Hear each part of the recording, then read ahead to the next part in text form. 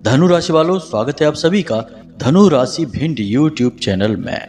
बंधुओं, आज का यह ज्योतिष कार्यक्रम आपकी जिंदगी में बहुत महत्वपूर्ण कार्यक्रम होने वाला है, क्योंकि आज हम आपको जो विशेष ज्ञान देने वाले हैं, जो भविष्यवाणियां बताने वाले हैं, उन्हें जानकर आपका मन प्रसन्न हो जाएगा। सबसे बड़ी बात कि इस दिसंबर के महीने में ये दो चीजें खुद चलकर आपके पास आएगी। जी हाँ बंधुओं, इसके बाद आपकी हर एक मनोकामना पूरी होगी। ऐसी इच्छाएं जिनके लिए आप अब तक तड़प रहे थे, वे भी पूरी हो जाएंगी। जी हाँ बंधुओं, इस दिसंबर के महीने में ये दो चीजें आपको ना केवल सारे सुख लाकर देंगी, बल्कि रातों रात लखपति और करोड़पति भी बना देंगी। ये दो चीजें इतनी महत्वपूर्ण हैं कि इनके बारे में आपको जानना बेहद आवश्यक है।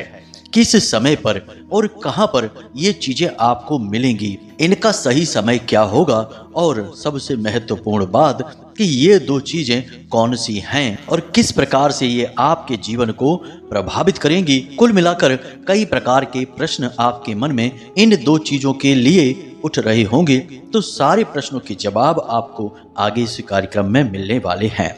हमने इस विशेष कार्यक्रम में न केवल आपको इन दो चीजों के विषय में बताया है, बल्कि इस पूरे दिसंबर के महीने का राशिफल भी आपको दिया है।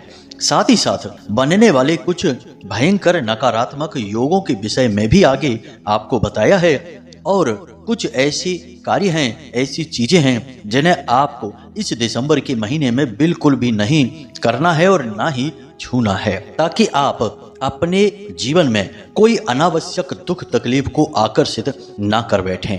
कहने का मतलब यह है कि यह पूरा कार्यक्रम केवल और केवल आपके जीवन के उद्धार, आपके कल्याण के लिए बनाया गया है।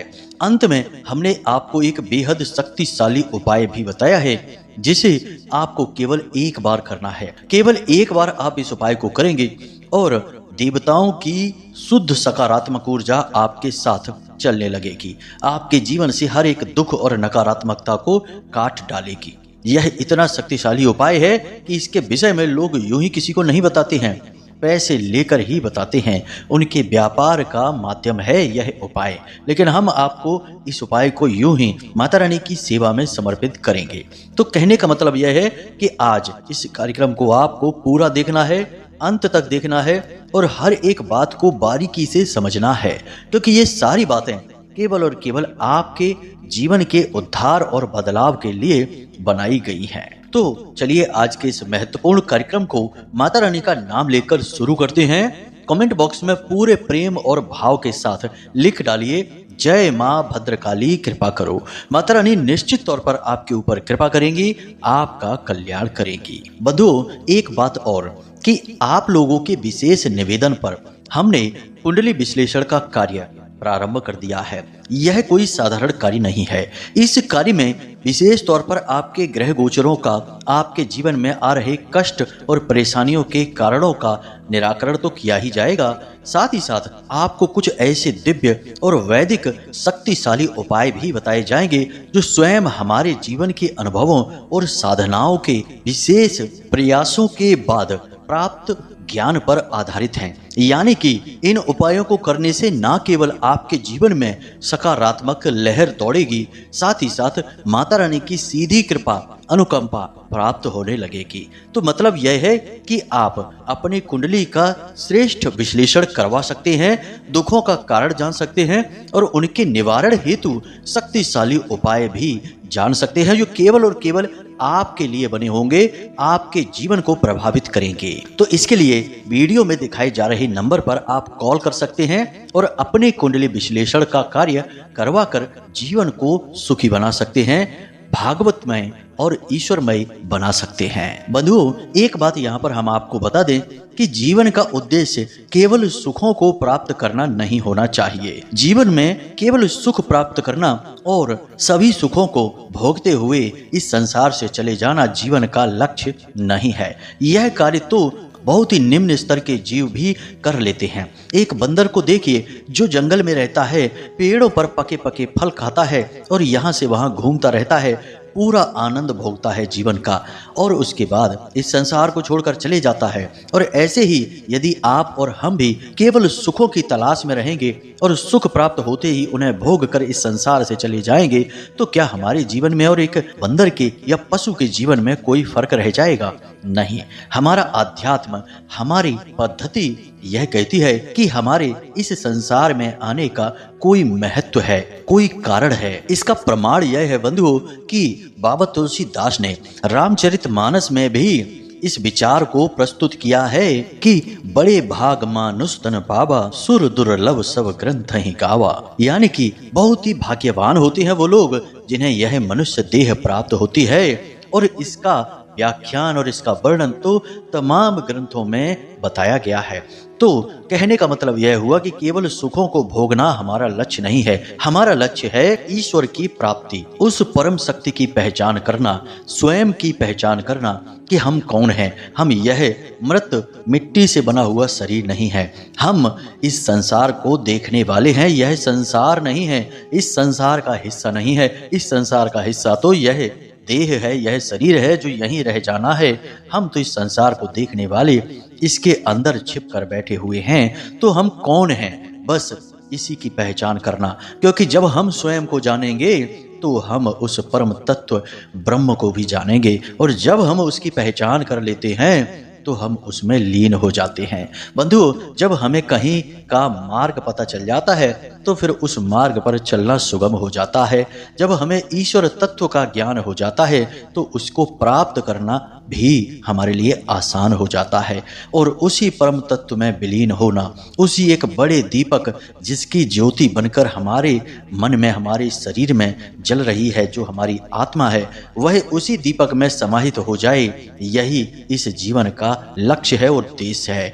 और ऐसा हम आपको क्यों बता रहे हैं, ये बातें हमने क्यों आपको बताई हैं? तो हम आपको बताते बंधुओं कि हम जो भी कार्यक्रम आपके लिए बनाते हैं, उन कार्यक्रमों का एकमात्र उद्देश्य यह नहीं होता कि आपको सुख पहुंचाना, आपके जीवन से दुख दूर करना। उन कार्यक्रमों का दूसरा उद्देश्य यह भी होता है कि आपको शुद्ध धार्मिक बनाना, ईश्वर की ओर ले जाना, आपकी चेतना का विकास करना। इसीलिए हम आपको जो उपाय बताते हैं वे परम सात्विक होते हैं और उनमें कहीं ना कहीं किसी न किसी दिव्य शक्ति की आराधना छिपी रहती है, जिसके माध्यम से आप अपने उस परम तत्व को जान सकते हैं। जी हाँ बंधु, कहने का मतलब यह है कि हम ना केवल आपका भौतिक विकास चाहते हैं बल्कि आपकी आध्यात्मिक और आत्मिक उन्नति भी करवाना चाहते हैं। और यही हमारा उद्देश्य है और यही हमारी माता रानी के प्रति सेवा और भक्ति भी है। तो उम्मीद करते हैं कि आप हमारी भावनाओं को समझ रहे हैं। अब चलिए अपने मूल विषय को प्रारंभ करते हैं। तो बंधुओं, सबसे पहले बात करते हैं 3 नकारात्मक योगों की जो आपको परेशान कर सकते हैं, और फिर उनसे आपके बचाव की कि आप उनसे बचने के लिए क्या कर सकते हैं। फिर आपको बताएंगे इन 2 चीजों के विषय में जो खुद चलकर आपके पास आएंगी। जी हाँ बंधुओं, तो ध्यान से सुनिए। सबसे पहला नकारात्मक योग तो आपकी कुंडली में यही बन रहा है कि मंगल अपनी बकरी चाल चलने जा रहे हैं। मंगल की बकरी चाल आपके लिए बेहद खतरनाक होने जा रही है। याद रखना बंधुओं कि जब जब मंगल बकरी होते हैं तो जातक के जीवन में नकारात्मक शक्तियां प्रभावशाली हो जाती हैं। कहने का मतलब यह है कि यह वह समय है जब आपके ऊपर किसी भी प्रकार की नकारात्मक ऊर्जा का प्रभाव बहुत तेजी से बढ़ेगा। मतलब कि कोई तंत्र मंत्र की चपेट में आप आसानी से आ जाएंगे। जल्दी ही आपको नजर लगेगी। आपने जरा सी किसी को अपनी खुशी बताई नहीं कि उसे तुरंत नजर लग जाएगी, या फिर अनजाने में ही आपकी ओर नकारात्मक ऊर्जाएं आकर्षित होने लगेंगी। भूत प्रेत की काली नकारात्मक तांत्रिक शक्तियां आपके जीवन में विध्वंस और विनाश मचा सकती हैं। ऐसे में आपके पास 2-3 जरूरी सावधानियां हैं जो आपको रखनी चाहिए। पहली तो यह है कि आप किसी भी सुनसान जगह पर ना जाएं, किसी बड़े वृक्ष के नीचे अधिक समय तक ना रुकें जो एकांत में हो, सुनसान जगह पर हो, और साथ ही साथ किसी बड़े वृक्ष के नीचे टॉयलेट वगैरह बिल्कुल भी ना करें। इसी के साथ साथ बंधुओं, सबसे बड़ी सावधानी यह भी रहेगी कि किसी के द्वारा दी जाने वाली मीठी वस्तु प्रसाद बोलकर यदि आपको दी जाती है तो आपको इस पूरे दिसंबर के महीने में उसे ग्रहण नहीं करना है। साथ ही साथ अपने कपड़ों का, अपने जूते चप्पल और वाहन आदि की लेन देन अदला बदली किसी के भी साथ आपको नहीं करनी है। अब व्यवहारिकता में कुछ जरूरी सावधानियां हैं, जैसे कि किसी भी व्यक्ति के साथ आपको किसी भी प्रकार की बहस नहीं करनी है, झगड़ा नहीं करना है। एक विशेष बात होगी इस महीने की, आप किसी से सीधी बात भी बोलेंगे तो वह आपसे झगड़ने लगेगा। प्यार मोहब्बत से भी आप बात शुरू करेंगे तो कुछ समय बाद वह बात झगड़े का रूप ले लेगी। अच्छी बात भी दूसरों को बुरी लगेगी, सही सलाह भी लोगों को गलत परिणाम दे जाएगी, जिससे आपके ऊपर दोष मढ़ दिया जाएगा। कहने का मतलब यह है कि संसार में, रिश्ते नातों में आपको जरूरत से ज्यादा विचार नहीं करना है, चर्चा नहीं करनी है, दूसरों के व्यक्तिगत जीवन में बिल्कुल भी दखल अंदाजी नहीं करनी है। इन सब के नकारात्मक परिणाम आपको देखने को मिलेंगे। अब दूसरा नकारात्मक योग यह है बंधुओं, जो कि लंबे समय से बना हुआ है, परंतु इसका प्रभाव अब इस दिसंबर के महीने में बहुत अधिक पड़ने वाला है। वह है राहु और शनि एक दूसरे के बगल में विराजमान होना, साथ साथ के भाव में विराजमान होना। यानी कि शनि जिस भाव में मौजूद है उसके अगले भाव में ही राहु बैठे हुए हैं। यह योग आपके लिए अच्छा नहीं है। यह आपको हानि पहुंचाएगा, आपके मन को विचलित करेगा, आपको विचार शून्य करेगा, उल्टी सीधी चीजों में आपका मन भटकाएगा और आप जिस कार्य को कर रहे हैं उस कार्य से आपकी रुचि को समाप्त करेगा। साथ ही साथ गलत संगत नकारात्मक लोगों की ओर आपको आकर्षित करेगा, गलत कार्यों में आपकी रुचि को बढ़ाएगा। लेकिन इन सब से कहीं बढ़कर आपको धन को लेकर यह बहुत परेशान करेगा। मतलब कहने का यह है कि दुनिया की नज़र में आप चाहे भले ही कितना भी पैसा कमाएं, लोगों की नज़र में तो आप अमीर दिखेंगे, आपके जीवन की व्यवस्थाएं अच्छी चलती दिखाई देगी, परंतु अंदर ही अंदर आप खुद जानते होंगे कि आपके ऊपर क्या बीत रही है। आप पैसे को लेकर कितने परेशान चल रहे हैं। कितना भी पैसा आप कमाएंगे वह सही जगह पर आप खर्च नहीं कर पाएंगे, जरा भी बचा नहीं पाएंगे, और सबसे बड़ी बात कि अपने मन के अनुसार उसे कभी खर्च नहीं कर पाएंगे। यह स्थिति आज की नहीं है, यह लंबे समय से आपके साथ बनी हुई है, परंतु अब इस स्थिति में और अधिक बढ़ोतरी होने जा रही है। जैसे ही मंगल बकरी चाल चलेंगे तो इनकी 8वीं दृष्टि शनि देव पर होने के कारण यह शनि के प्रभाव को कम करने लगेंगे और शनि के दुष्प्रभावों को बढ़ा देंगे, यानी नकारात्मक प्रभावों को और अधिक बढ़ा देंगे। और शनि के साथ राहु होने का मतलब है कि आपको जो बातें हमने अभी बताई हैं, जो परेशानियां बताई हैं, इनमें कई गुना अधिक की बढ़ोतरी हो जाना। आप अपने हृदय पर हाथ रखकर बताइए कि जो बातें हमने अभी बताई हैं वे सत्य हैं या नहीं। कमेंट करके हमें अवश्य बताना। अब ऐसे में आप क्या कर सकते हैं, तो सबसे बड़ी बात ध्यान से सुनिए कि आपको सबसे पहली चीज यह करनी है कि अपने जीवन में पैसे को लेकर बहुत सतर्क रहना है।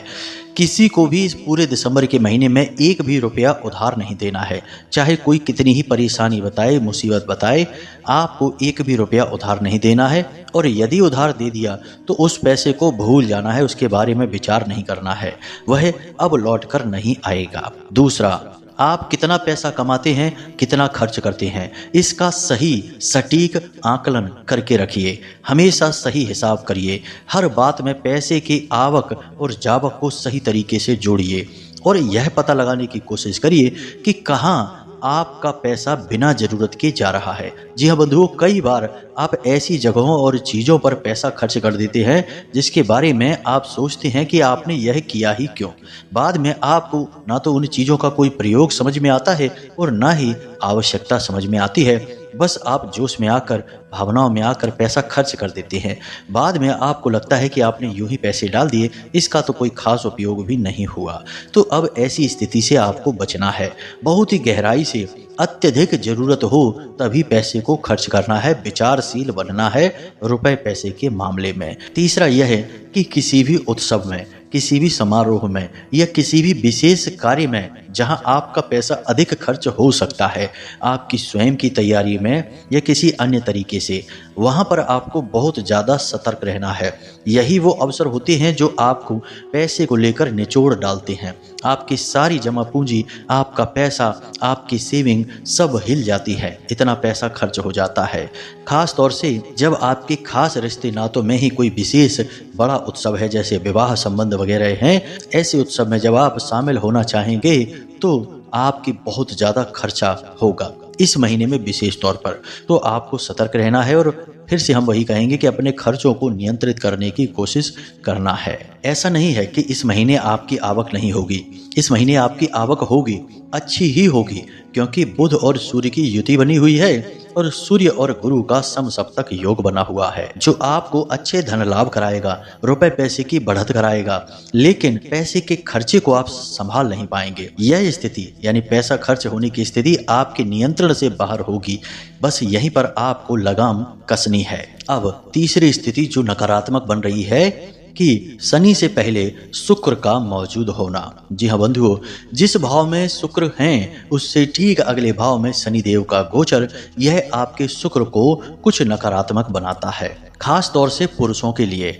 इसके दुष्परिणाम यह हैं कि पुरुषों के मन में काम भावना बढ़ेगी, भोग विलास की इच्छाएं बढ़ेंगी, नकारात्मक वातावरण बढ़ेगा, साथ ही साथ थोड़े व्यसनी, आलसी, काम को टालने वाले और अपने जरूरी से जरूरी कार्य में भी टाला मटोली करके उसे आगे बढ़ाते रहने वाले बन जाएंगे पुरुष। और सबसे बड़ी बात फिर से वहीं घूम कर आती है कि पैसा अधिक खर्च करेंगे, फिजूल का खर्च करेंगे, भोग विलास की जगहों और वस्तुओं पर खर्च करेंगे, पार्टी वगैरह के शौकीन हो जाएंगे, साथ ही साथ कुछ गलत आदतें, चरित्रहीनता के गुण भी उत्पन्न होने लग जाएंगे। तो थोड़ा इसके लिए आपको सावधान रहना होगा। यह स्थिति रहेगी 28 दिसंबर तक। 28 दिसंबर को शुक्र देव शनि देव के साथ में युति बनाएंगे, यानी 28 दिसंबर के बाद आपके जीवन में कुछ सकारात्मक बहुत अच्छे बदलाव आने वाले हैं। अब कौन से रहेंगे वे सकारात्मक बदलाव, इनके विषय में हम उसी समय पर आपको बताएंगे। लेकिन एक झलक यह बता देते हैं कि यदि आप अपने जीवन में कुछ नया, कुछ बड़ा कर रहे हैं, यानी कि प्लानिंग है आपकी, जैसे कोई व्यापार आप करना चाहते हैं, साइड इनकम के लिए कोई नई योजना आप लागू करना चाहते हैं, या नौकरी वगैरह के लिए तैयारियां कर रही हैं, तो उन सब में आपकी सफलता के अवसर बहुत अधिक बढ़ जाएंगे और आपके आने वाले वर्ष के लिए बहुत ही सकारात्मक वातावरण का निर्माण हो जाएगा। कहने का मतलब यह है कि आपका नया वर्ष का शुरुआती पक्ष जो है वह बड़ा ही हितकारी होगा, बहुत ही लाभप्रद रहेगा आपके लिए। अब कौन से लाभ रहेंगे उनके विषय में हम तभी आपको कार्यक्रम के माध्यम से बता देंगे। अभी फिलहाल हम आपको जो सावधानियां रखने के विषय में बता रहे हैं उन पर आपको ध्यान देना है। तो सबसे बड़ी सावधानियां आपको कुल मिलाकर देखा जाए तो 3 स्थानों पर रखनी है। सबसे बड़ी सावधानी है पैसे को लेकर। पैसे को बहुत ज्यादा सोच समझकर ही खर्च करें, अनावश्यक रूप से एक पैसा भी किसी को न दें न खर्च करें। दूसरा सावधानी आपको रखनी है अपने मन पर, अपनी वाणी पर। मन में जो आया वह नहीं बोलना है, अपने शब्दों को बहुत सोच समझकर प्रयोग करें। याद रखें कि आपके शब्द आपके द्वारा प्रयोग किए जाने वाले औजार हैं, जिनके माध्यम से आप अपने आसपास के वातावरण को निर्मित करते हैं और बदलते हैं। शब्दों में शक्ति इतनी अधिक है कि शत्रु को मित्र और मित्र को शत्रु बनाया जा सकता है। इसीलिए आपको अपने शब्दों को बहुत सोच समझकर प्रयोग करना है। तीसरी सावधानी की चारित्रिक रूप में आपको बहुत ही कठोर बनना है। आपके नए प्रेम संबंध या किसी विपरीत लिंगी के प्रति आपका जरूरत से ज्यादा आकर्षण आपके चरित्र पर दाग लगा देगा। तो आपको इस विषय पर बहुत सावधान रहना है। आपका मन भटकेगा अवश्य, परंतु इसे आप अपनी परीक्षा मानकर चलें, अपनी इंद्रियों पर पूरा नियंत्रण बनाकर चलें। तो ये 3 सावधानियां आपको रखनी है इस पूरे दिसंबर के महीने, खास तौर से 28 दिसंबर तक। अब ध्यान से सुनिए, हम आपको बताने जा रहे हैं इन 2 चीजों के विषय में। तो ध्यान से सुनिए, आपकी कुंडली में सबसे पहला जो शुभ योग है वह है बुध आदित्य योग, और यह योग धन लाभ करता है, नौकरी के विशेष अवसर उत्पन्न करता है, जीवन में धन को लेकर, रुपए पैसे को लेकर मजबूत बनाता है। यानी कहने का मतलब यह है कि बुध आदित्य योग और सूर्य के साथ गुरु का समसप्तक योग यह आपके लिए बेहद लाभदायक है। यानी कि अब आपको एक विशेष अवसर, विशेष मौका, या यूं कहें कि बहुत बड़ा आपके जीवन को बदल देने वाला क्रांतिकारी मौका प्राप्त होने वाला है, जबकि आप अपने जीवन में रुपए पैसे को लेकर कुछ बड़ा कर सकते हैं, कोई विशेष प्लानिंग आप कर सकते हैं। हालांकि यहाँ पर आपको सावधान बहुत अधिक रहना होगा। कहने का मतलब यह है कि आपको एक बहुत बड़ी अपॉर्चुनिटी, बहुत बड़ा मौका मिलने वाला है। कहीं से कोई ऑफर आएगा, कोई आपको बिजनेस के लिए विशेष मौका मिलेगा, कोई पार्टनरशिप का ऑफर मिल सकता है, बड़ा लोन आपको मिल सकता है, कहीं से विशेष रूप से धन के सहयोग प्राप्त हो सकते हैं, या फिर कोई एक ऐसा व्यक्ति आपके जीवन में आ सकता है जो आपको आर्थिक रूप से मजबूत बनाएगा, आपको आगे ले जाने का कार्य करेगा। अब आपको यहाँ पर बुद्धिमानी से काम लेना है। इस मौके को, इस अवसर को हाथ से जाने नहीं देना है। अवसर छिपा हुआ होगा, यह इसका दोष है। यानी कि जब भी आपके पास यह मौका, यह अवसर आएगा, पूरे के पूरे यहाँ पर अवसर यह भी बनेंगे कि आप उसे पहचान नहीं पाएंगे, क्योंकि पापी ग्रह आपके लिए नकारात्मक दोष उत्पन्न कर रहे हैं और वे आपकी बुद्धि को भ्रमित करेंगे। तो यहाँ पर आपको सकारात्मक विचारधारा बनाए रखना बेहद आवश्यक है। सावधानियां हमने आपको बता रखी हैं, उन्हें आपको अपने जीवन में लागू करना है। अब दूसरी चीज, इसे आप ध्यान से समझिए, यह और भी अधिक महत्वपूर्ण है। दूसरी चीज है बंधुओं, धार्मिक, ईश्वरीय, दिव्य। अब यह क्या है, ध्यान से समझिए। आपकी मुलाकात किसी एक ऐसे व्यक्ति से होगी जो आपके जीवन को बदल कर रख देगा। यह बदलाव आध्यात्मिक होगा। आध्यात्मिक बदलाव से मतलब यह है कि आपके जीवन में भक्ति के रस को यह इंसान बढ़ा देगा। अब यह व्यक्ति किसी भी माध्यम से आपसे मिल सकता है, या तो वह मोबाइल के जरिए मिल सकता है, या यूं ही आपको किसी धार्मिक स्थान पर मिल सकता है, या फिर आपके घर भी आ सकता है। उस इंसान की बातें आपके ऊपर बहुत गहरा प्रभाव डालेंगी, उसकी बातों से आप बहुत प्रभावित भी हो जाएंगे और आप अपने जीवन में कुछ मूलभूत परिवर्तन भी अवश्य ही करेंगे। आपको पता लग जाएगा कि आपने अपने जीवन में कहाँ कौन सी गलतियां कर रखी हैं, जिसकी वजह से आपके चित्त का चैन खोया हुआ है। कहने का मतलब यह है कि यह इंसान आपके अंदर बहुत बड़े बदलाव लेकर आएगा, आपकी आत्मा, आपकी चेतना को जागृत करेगा और आपको शुद्ध धार्मिक इंसान बनाएगा। कभी कभी हमें यह भ्रम रहता है कि हम धर्म की राह पर चल रहे हैं और धार्मिक हैं, ईश्वर के प्रिय हैं, लेकिन हम कुछ बहुत बड़ी गलतियां भी कर रही होती हैं, जिनके बारे में हमें जानना बहुत आवश्यक होता है, लेकिन कोई बताने वाला ही नहीं होता है। तो यह वही इंसान होगा जो आपकी उन गलतियों को बताएगा। कहने का मतलब यह है कि इस महीने में आपको आध्यात्मिक उन्नति का एक बहुत बड़ा मौका भी मिलेगा। आपको इस मौके को भी पहचानना होगा। याद रखना कि यह प्रकृति, यह संसार हमें कई बार मौके देती हैं। ऐसा नहीं है कि हमें कोई मौका ही नहीं मिलता, परंतु हमारा अभिमान, हमारे दंभ और हमारे अंदर के नकारात्मक विचार इन मौकों को हम तक पहुंचने ही नहीं देते हैं, पहले ही इन्हें समाप्त कर देते हैं, या यूं कहें कि भस्म कर देते हैं। जब तक हमारा चित्त निर्मल नहीं होगा, आध्यात्मिक उन्नति के साथ साथ मानसिक शांति भी हम हासिल नहीं कर लेते, तब तक हम इन अवसरों को कभी नहीं पहचान पाते हैं। याद रखना कि जब स्वामी विवेकानंद भी अपने परम गुरु स्वामी रामकृष्ण परमहंस से मिलने गए थे पहली बार, तब उनके मन में बहुत नकारात्मकताएं थीं। उन्हें लगता था कि पता नहीं कौन है, साधु महात्मा है, इनसे हमें मिल ही क्या जाएगा, हम तो वैसे भी इतने परेशान हैं, रुपए पैसे की तंगी चल रही है, इनसे मिलकर हमें भला क्या लाभ होगा। यानी कि उनके मन में उनके प्रति कितना संशय था। लेकिन जब मिले और अपने ज्ञान की आंख से देखा तो पता चला कि ये तो वही परम संत हैं जो स्वयं स्वामी विवेकानंद के जीवन को भी पूर्ण रूपेण बदलने की क्षमता रख रहे हैं, और फिर वही हुआ भी। कहने का मतलब यह है कि अपने मन के संशयों को मिटाना होगा। और यह आप कैसे करेंगे बंधु, हम आपको एक बहुत अच्छी सलाह देने जा रहे हैं। उपाय ही आप इसे समझ सकते हैं, लेकिन इसे आप अपने जीवन में उतारें अवश्य। सबसे बड़ी सलाह आपकी यह है कि आप जब भी सोकर जागें कोशिश करें कि सूर्योदय से पहले ही जागें, क्योंकि हमारा अध्यात्म और हमारे शास्त्र भी कहते हैं कि सूर्योदय से पहले ब्रह्म मुहूर्त होता है, यानी कि स्वयं ब्रह्म की ऊर्जा अति सक्रिय होती है, माया सोई हुई होती है और सूर्य नारायण का भी उदय काल चल रहा होता है, यानी वह समय बहुत अधिक शक्तिशाली होता है। तो आप कोशिश करें कि उसी समय पर जागा करें। और दूसरी आदत यह अपना लें कि सुबह सोकर जागने के बाद कम से कम आधे घंटे के लिए आप पूर्ण मौन रहा करें। पूर्ण मौन का मतलब यह नहीं कि आप मुख से खामोश हैं, कुछ बोल नहीं रहे हैं, मन से भी मौन रहें। मन में किसी भी प्रकार के विचार आएं, आप उन विचारों को रद्द करते जाएं, उनके ऊपर आगे तर्क ना लगाएं। जो भी विचार आए कि दुकान पर जाना है, ठीक है देखा जाएगा, ऐसे सोचें।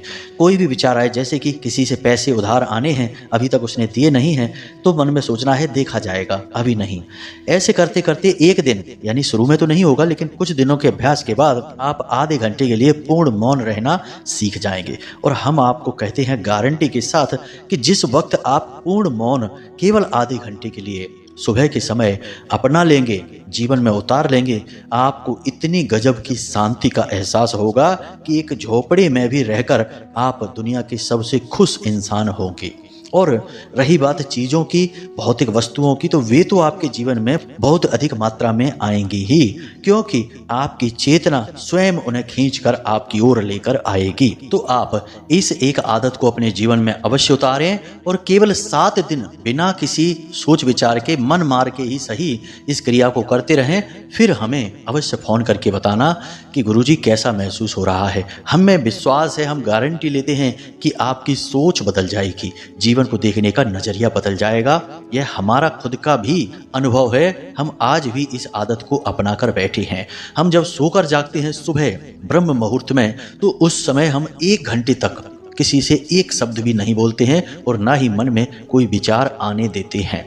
जो विचार आते भी हैं वे अपने आप चले जाते हैं, उस विचार को हम आगे नहीं बढ़ाते हैं। इसी का यह प्रताप है कि माता रानी के प्रति अद्भुत आकर्षण और अद्भुत भक्ति मन में उत्पन्न हो चुकी है और आगे भी उन्नति हो रही है। अब दूसरा उपाय, यह महत्वपूर्ण है, इस उपाय को ध्यान से समझिए। यह उपाय माता बगलामुखी से जुड़ा हुआ है। माता बगलामुखी का नाम आपने अवश्य सुना ही होगा। संसार की हर एक नकारात्मक शक्ति की सबसे प्रचंड शक्ति और काट माता बगलामुखी हैं। आपको हम कोई मंत्र नहीं दे रहे हैं, कोई पूजा विधि नहीं दे रहे हैं, वह तो हम अपने पिछले कई कार्यक्रमों में दे चुके हैं। लेकिन आज हम आपको एक ऐसा विशेष नाम जप सिखाने जा रहे हैं जिसे आपको दिन भर जपना है। जब भी आप फ्री हो, जब भी आपको समय मिले, मन में बेचैनी हो, आप यह नाम जप करें। जी हाँ बंधुओं, और नाम जप से कोई दोष नहीं लगता है। आप किसी भी अवस्था में, किसी भी परिस्थिति में इसे जप सकते हैं। जी हाँ, इसकी यही खूबसूरती है। तो माता बगलामुखी का नाम जप है, इसे आप ध्यान से सुने और कभी भी इसका नाम जप आप कर सकते हैं। ध्यान से सुने, मंत्र नहीं है, केवल नाम जप है। आपके मोबाइल की स्क्रीन पर भी दिखेगा, तो ध्यान से सुने। ओम बगला देव्यो नमः, बस इतना सा है, ओम बगला देव्यो नमः। अब माता बगलामुखी का यह आवाहन है। माता बगलामुखी को अत्यंत प्रिय है। वैसे तो इनके कई नाम है, देवी पीताम्बरा देवी भी कहा जाता है, लेकिन इनका सबसे प्रिय नाम है माँ बगला। तो माँ बगला देव्यो नमः, माता बगलामुखी को नमस्कार। बस इसको आपको जपना है। इसकी शक्ति बहुत प्रचंड है। 2 दिन आप इसे जपिए जब भी समय मिले दिन में, और आप इसकी ऊर्जा को स्वयं महसूस करेंगे बंधुओं। बहुत ही प्रचंड इसकी ऊर्जा है। नाम में बहुत अधिक शक्ति होती है। आपने सुना ही होगा देवी देवताओं के सहस्त्र नाम होते हैं, तो उसी प्रकार यह है, लेकिन अत्यंत सरल, भक्तों के लिए बहुत ही सौम्य, लेकिन बहुत ही तीव्र, बेहद शक्तिशाली भी है। तो आप इसे जपिए और इसके परिणाम हमें अवश्य बताना। हमें बहुत अच्छा लगता है जब हमारे द्वारा बताए गए उपायों से लोगों के जीवन में अभूतपूर्व बदलाव आते हैं। हमारी मेहनत, हमारी भक्ति सफल होती हमें दिखाई देती है। तो चलिए बंधुओं, आज के इस कार्यक्रम को यहीं समाप्त करते हैं। उम्मीद करते हैं कि जो बातें हमने आपको बताई हैं उन पर आप अमल करेंगे और किसी परेशानी में नहीं फंसेंगे। साथ ही साथ अपने जीवन को एक अच्छे मार्ग पर लेकर जाएंगे, भगवतमय हो जाएंगे। बस यही हमारा उद्देश्य है। तो आज के कार्यक्रम पर यही विराम लगाते हैं। हमेशा हंसते रहिए, मुस्कुराते रहिए, सकारात्मक रहिए, और यदि कोई मन में प्रश्न आए तो वीडियो में नंबर दे रखा है, फोन कर लीजिए, मैसेज कर लीजिए, शंका समाधान हो जाएगा। तो प्रेम से बोलिए जय माई की, जय माँ भद्रकाली, जय माई की, जय माँ बगलामुखी। माता रानी आपके ऊपर पूर्ण कृपा बनाएंगी, हमें पूर्ण विश्वास है। धन्यवाद।